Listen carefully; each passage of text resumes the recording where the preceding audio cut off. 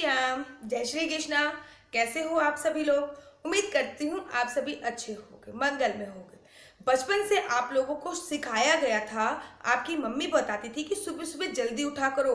जब आप सुबह सुबह जल्दी उठते हो ना, तो सुबह सुबह का जो आप पढ़ाई करते हो वो आपको लाइफ टाइम याद रहती है या फिर आपको जल्दी याद हो जाती है। फिर जब आप जवान हुए, जब आप यंग हुए, तब आपके माता पिता कहते थे कि सुबह सुबह योग करा करो, एक्सरसाइज किया करो, इससे आपका शरीर अच्छा स्वस्थ बना रहेगा। जब आप वृद्ध अवस्था में आए तो संत महात्मा जी कहते हैं कि सुबह सुबह पूजा अर्चना वंदना किया करो, ब्रह्म मुहूर्त में उठा करो। तो आखिर ये ब्रह्म मुहूर्त है क्या? ऋग्वेद में कहा गया है कि प्रातः रत्नम प्रातः ऋतवा ददाति, अर्थात जो ब्रह्म मुहूर्त में उठते हैं उनको सारे रत्नों की प्राप्ति होती है, सारे रत्नों की। और तो और ये भी कहा गया है कि 4 बजे उठे सो संत, 5 बजे उठे महात्मा, 6 बजे उठे भगत और बाकी सारे ठगत। तो अब आप डिसाइड कर लीजिए कि आप कितने बजे उठते हो। चलिए इस सब को छोड़िए, मैं आपको बताती हूँ कि आखिर ये ब्रह्म मुहूर्त होता क्या है और ब्रह्म मुहूर्त का जो एग्जैक्ट टाइम होता है आखिर वो क्या होता है। हर ऋतु का ब्रह्म मुहूर्त अपना अलग अलग होता है। ग्रीष्म ऋतु का अलग होता है, शीत ऋतु का अलग होता है, बरसातों का अलग होता है, पतझड़ का अलग होता है। हर ऋतु का ब्रह्म मुहूर्त अलग होता है। तो अगर आप टाइम के हिसाब से चलते हो तो सावधान हो जाइए, क्योंकि हर ऋतु का ब्रह्म मुहूर्त अलग है। मैं आपको बताती हूँ कि ब्रह्म मुहूर्त होता क्या है।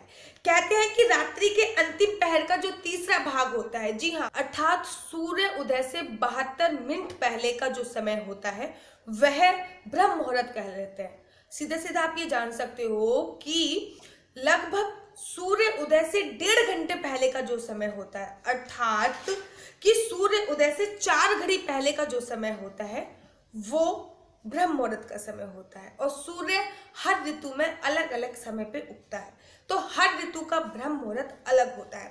आप लोगों को पता है कि ज्योतिष विद्या के अनुसार 24 घंटे में 30 मुहूर्त होते हैं।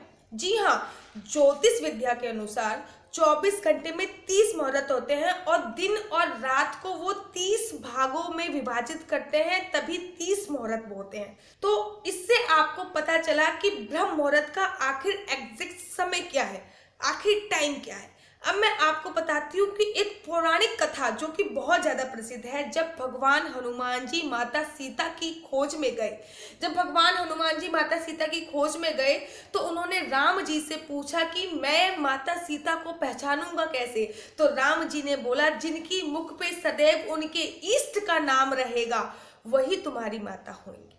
भगवान हनुमान जी अशोक वाटिका में जाते हैं और अशोक वाटिका में जाने के तत्पश्चात वो सुबह सुबह ब्रह्म मुहूर्त में जाते हैं। भगवान हनुमान जी सुबह सुबह ब्रह्म मुहूर्त में अशोक वाटिका में जाते हैं। अशोक वाटिका में जाने के बाद वो देखते हैं कि सीता मैया सुबह सुबह उठ के वेद मंत्र का उच्चारण कर रही हैं, अपने इष्ट को याद कर रही हैं, पूजा अर्चना वंदना कर रही हैं। भगवान जी तुरंत सीता मैया को पहचान लेते हैं और उनको प्रणाम करते हैं। ये आगे की कथा तो आप लोगों को पता ही है। ऐसे मैंने संतों के मुख से भी सुना है। शिव महापुराण के अनुसार भगवान जो शिव होते हैं वो अपने आराध्य सूर्य भगवान को अर्घ देते हैं। पहले मैं आपको बता दूं कि सूर्य भगवान को जल नहीं दिया जाता, सूर्य भगवान को अर्घ दिया जाता है। सूर्य भगवान को अर्घ भोले बाबा भी देते हैं और वो ब्रह्म मुहूर्त में देते हैं। कहते हैं, ऐसा मैंने संतों के मुख से सुना है कि भोले बाबा के शीश पे चांद विराजमान है और चांद के हाथ पे है, चांद देवता के हाथ में एक अमृत का कलश है। अगर आप इस पे भी डिटेल में वीडियो चाहते हैं तो मुझे लिख के भेजिए। जब चांद के हाथ में अमृत का कलश है, सुबह सुबह भगवान शिव चांद से वो अमृत का कलश लेते हैं और सूर्य भगवान को अर्घ देते हैं, अर्थात अमृत का जो वर्षा होती है वो धरती पर हो रही होती है। तभी तो पंजाबी में इसे बोला जाता है, सिखों की वाणी में इसे बोला जाता है कि अमृत बेला में प्रभु का गुणगान कर। अमृत बेला में संज्ञा दिया गया है क्योंकि इस समय अमृत की वर्षा हो रही होती दिखती है। अब मैं आपको बताती हूँ कि आखिर इसका वैज्ञानिक कारण क्या क्या होता है। क्या आप लोगों को पता है, जब हम सुबह सुबह ब्रह्म मुहूर्त में उठते हैं तो हमारा जो मानसिक तनाव है वो एकदम शांत होता है, क्योंकि हमारे जो बॉडी के 9 चक्र होते हैं वो सारे के सारे एक्टिव होते हैं। अगर हम सुबह सुबह, ऊर्जा का संचार हमारी बॉडी में बहुत अच्छा होता है, क्योंकि हम रात्रि को आराम से सोए होते हैं। अगर सुबह सुबह हम फिर याद करते हैं तो हमारी स्मरण शक्ति तीव्र होती है, एक बार हमने जो पढ़ लिया वो हमें याद हो जाता है। आपको पता है कि सुबह सुबह ऑक्सीजन का जो लेवल होता है वो बहुत ज़्यादा हाई होता है। जी हाँ, सुबह सुबह ऑक्सीजन का लेवल 41% होता है। इससे हमारे शरीर में ऊर्जा का संचार होता है।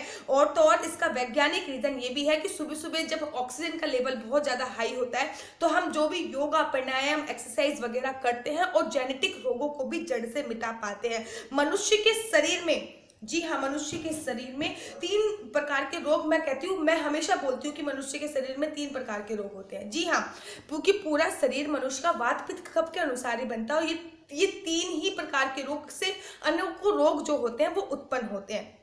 तो अगर आप सुबह सुबह ब्रह्म मुहूर्त में उठते हैं तो आयुर्वेद के अनुसार ये तीनों प्रकार के जो रोग होते हैं ये समाप्त हो जाते हैं। आपके डिप्रेशन की बीमारी भी दूर हो जाती है। अगर आप इसमें डिटेल में वीडियो चाहते हो कि सुबह सुबह उठने का क्या फायदा होता है और सुबह सुबह उठ के हमें सबसे पहले क्या कार्य करना चाहिए, तो आप मुझे वो लिख के भेजिए। मैं इसमें भी आपके लिए एक डिटेल में वीडियो बनाऊंगी। ऐसा भी बोला जाता है कि जब मनुष्य सुबह सुबह ब्रह्म मुहूर्त में उठता है तो जो उसके चक्र होते हैं, आपको पता है कि पीछे हमारे जो चक्र होते हैं वो सारे एक्टिव होते हैं, और जो हमारा सहसा चक्र होता है जो यहाँ पे स्थित होता है, यहाँ से एक अमृत की बूंद टपकती है। जी हाँ, अगर हम सुबह सुबह उठ के योग अभ्यास कर रहे होते हैं, खींचड़ी मुद्रा कर रहे होते हैं और इसको अपने मस्तिष्क पे धारण कर लेते हैं तो बहुत अच्छी उत्तम बात है। लेकिन अगर हम सुबह नहीं उठते हैं तो ये जो अमृत की बूंद है ये टपक कर हमारी नाभि पे आ जाती है और ध्वस्त हो जाती है। हमारे शरीर में इसका कोई यूज नहीं होता। इसीलिए संत, महात्मा, योगी जन सुबह सुबह उठते हैं और सुबह सुबह उठने के बाद वो हठ योग को अंजाम देते हैं खींचड़ी मुद्रा के जरिए। खैर, मैंने बहुत सारी योगा की पढ़ाई करी है, मैंने डॉक्टरेट करी है नेचुरोपैथी एंड योग में। तो इस बारे में मैं आपको, अगर चाहते हो डिटेल में वीडियो बनाऊं तो मैं डिटेल में भी वीडियो बना सकती हूँ। लेकिन आपको ब्रह्म मुहूर्त के बारे में मैंने आज आपको अवगत कराया है कि ब्रह्म मुहूर्त में उठने का क्या क्या फायदा होता है, ब्रह्म मुहूर्त का क्या क्या समय है, ब्रह्म मुहूर्त की पौराणिक कथा क्या है। और कहते हैं कि ब्रह्म मुहूर्त में उठ के अगर हम स्नान करते हैं तो वो स्नान सर्वश्रेष्ठ स्नान माना जाता है, वो स्नान ब्रह्म स्नान माना जाता है। और तो और अगर हम ब्रह्म मुहूर्त में उठ के गंगा जल की कुछ बूंदे पानी में डाल के उसका स्नान करते हैं तो वो गंगा स्नान का फल देता है। तो ब्रह्म मुहूर्त में उठने के अनेकों लाभ है। अगर आप ब्रह्म मुहूर्त के उठने के लाभ पर भी वीडियो बनवाना चाहते हैं कि ब्रह्म मुहूर्त में उठ के सबसे पहले हम क्या करें, कैसे करें, तो मुझे कमेंट में लिख के भेजिए और मेरे साथ जुड़े रहिए। मेरे यूट्यूब चैनल हरि बोल को सब्सक्राइब कीजिए। जय जय श्री कृष्णा, वंदे मातरम, भारत माता की।